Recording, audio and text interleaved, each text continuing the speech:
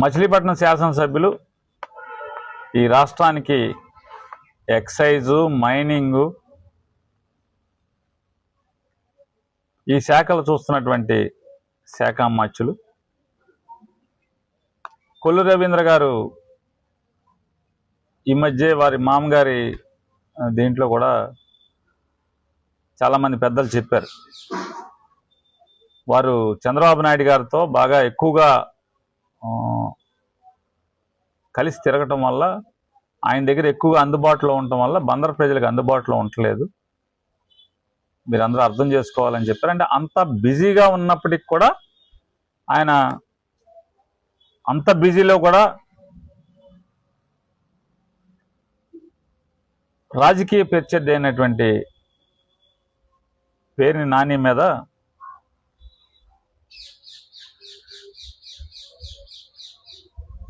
వారు సభ్యత సంస్కారం మరిచి సంస్కారహీనంగా ఆయన మాట్లాడినటువంటి మాటలకి బదులు చెప్పటం నా బాధ్యత కాబట్టి ఈరోజు మాట్లాడుతున్నాను. వారు మాట్లాడుతూ వారు చెప్పారు, నేను తండ్రికి అన్నం పెట్టలేదని, తండ్రిని చంపుతానేమో అని భయపడి వేరొక ఇంట్లో కాపురం ఉన్నారని, తండ్రికి వ్యతిరేకంగా నేను నామినేషన్ వేశానని చెప్పని సత్యదూరమైనటువంటి విషపూరితమైనటువంటి మాటల్ని లేకపోతే నిందల్ని నా మీద ఆయన ప్రజల్లోకి తీసుకెళ్లే ప్రయత్నం చేశారు.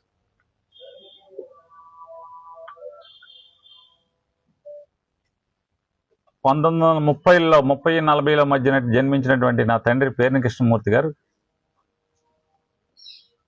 అప్పటికే అది దుబారా ఖర్చులా లేకపోతే ఏమైనా అని మా తాతల యొక్క ఆస్తులు కరిగిపోవటం వల్ల ఆర్థిక బాధలు ఉన్న దృష్ట్యా మా నాన్నగారిని వారి సొంత మేనత్త అయినటువంటి కాట్రగడ్డ వెంకాయమ్మ గారు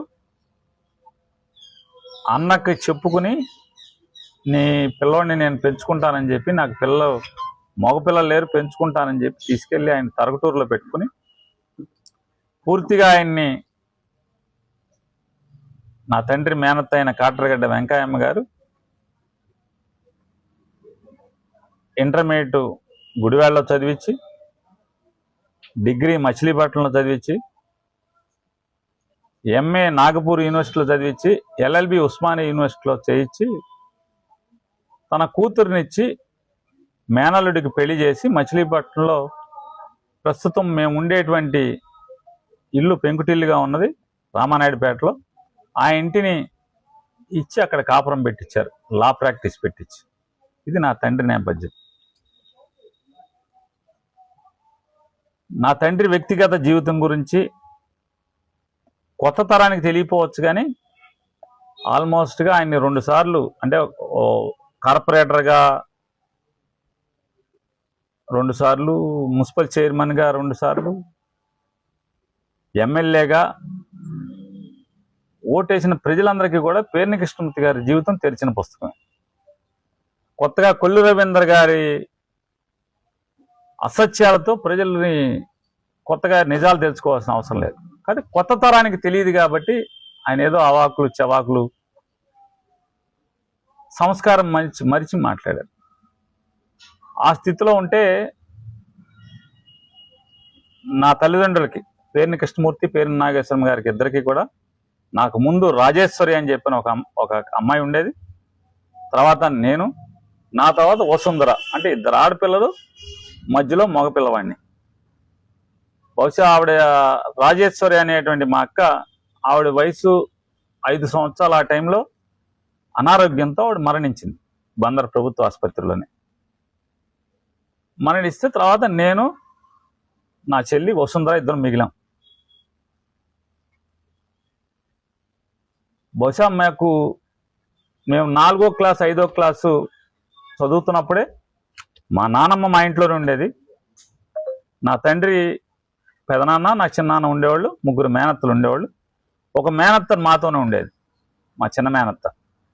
కాంతమ్మ గారు అని చెప్పని, నరహరిశెట్టి కాంతమ్మ గారు. ఎందుకంటే వాళ్ళ పిల్లలు హైదరాబాద్లో ఉద్యోగం చేస్తున్నటువంటి, చిన్న ఉద్యోగాలు చేస్తున్నప్పుడు మా ఇంటి దగ్గరే ఉండేది మా మేనత్త గారు. మేము 4వ క్లాస్ 5వ క్లాస్ చదువుతున్నప్పుడు మా నానమ్మ మా ఇంట్లో ఉండేది. మా నానమ్మ, మా అమ్మ, మా మేనత్త, మా అమ్మమ్మ మాటలలో మాకు తెలిసింది మా నాన్న నత్తా విక్టోరియా అనే ఆవిడ్ని మరొక వివాహం చేసుకున్నారు అని చెప్పనేది ఇంట్లో మాట్లాడుకున్న దాన్ని బట్టి పరిస్థితి మాకు అర్థమైంది, చిన్నపిల్లమైనప్పటికి కూడా. అలా మా నాన్నకి మా అమ్మగారు జీవించి ఉండగానే మరొక ఆవిడని ప్రేమించి ప్రభుత్వ ఆసుపత్రిలో నర్సుగా పనిచేస్తున్నటువంటి శ్రీమతి నత్తా విక్టోరియా గారిని వివాహం చేసుకున్న దృష్ట్యా అది కాలం గడుస్తున్న కొద్దీ 1980 దశకాల్లో మేము ఇంకా స్కూల్ 9th ఎప్పుడో 9th ఎప్పుడో ఉన్నప్పుడు మా చెల్లి ఓణీల ఫంక్షన్ అప్పుడు ఇదే సోషల్ క్లబ్లో ఫంక్షన్ చేశారు. ఆ ఫంక్షన్కి మొట్టమొదటిసారిగా మా తండ్రి గారు మా పిన్ని గారు అయినటువంటి నత్తా విక్టోరియా గారిని ఆ ఫంక్షన్కి తీసుకొచ్చారు. సహజంగా కుటుంబాల్లో ఏ స్థితిలో ఉంటాయో, ఏ మతానికి సంబంధించిన కుటుంబాల్లో అయినా అప్పటి వరకు గుట్టుగా ఆయన పెళ్లి చేసుకున్న విషయాన్ని గుట్టుగా ఉంచి ఆ రోజు ఆయన దీవించడానికి, ఆశీర్వదించడానికి ఆమెను తీసుకొచ్చినప్పుడు మా ఇంట్లో కూడా మా అమ్మకి ఇబ్బంది వచ్చింది. దాని తర్వాత అయిన తర్వాత ఆ శోకాన్ని, ఆ గుండె గాయాన్ని ఆవిడ భరించలేక, అంటే పాత రోజుల్లో గుట్టుగా ఉన్నా సరే పోనీలే, 3 సంవత్సరాలు లేని ఊరుకునేవాళ్ళు, సర్దుకునేవాళ్ళు. ఆ రోజు ఆవిడ గాయపడి 2 రోజుల తర్వాత మా అమ్మ ఆత్మహత్యా ప్రయత్నం చేస్తే మా మేనత్త చూసి గబాలను ఆపితే ఆ తెల్లారి మా నానమ్మ, మా అమ్మమ్మ, మా పెదనాన్న, మా చిన్నాన్న, మా మేనత్తలో కూర్చుని మా నాన్నగారిని పిలిచి గట్టిగా మందలించి ఈ స్థితిలో ఉంటే ఆ రోజు అందరూ మా కుటుంబం అంతా కలిసి మా అమ్మకి చెప్పారు, వద్దు మనకి, ఆడితో మనకొద్దు.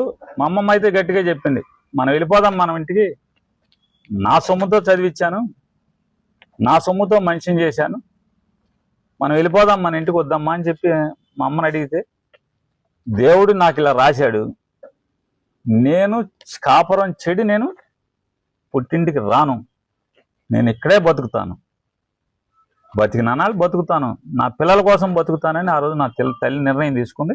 నేను విడాకులు తీసుకోనని చెప్పింది, పుట్టింటికి రానని చెప్పింది.